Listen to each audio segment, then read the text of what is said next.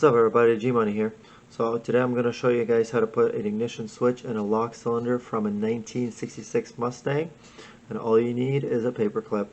Now this lock cylinder does have a hole in it right there. First you got to put this bezel on. You push in and then you turn. Simple as that. Now if the inside hole is not in the right position, you got to make sure to turn it closest to the wall. You could always turn these with a flathead screwdriver. You got to make sure it's on this proper side. Stick the key in, put it to the accessory position. When you push in, you will actually feel a little pressure clip, and then when it goes in, it's gonna stay.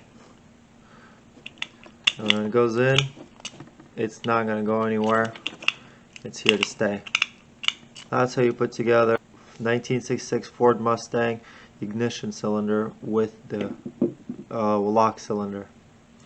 If you reach, I teach, so reach out what you want to learn next.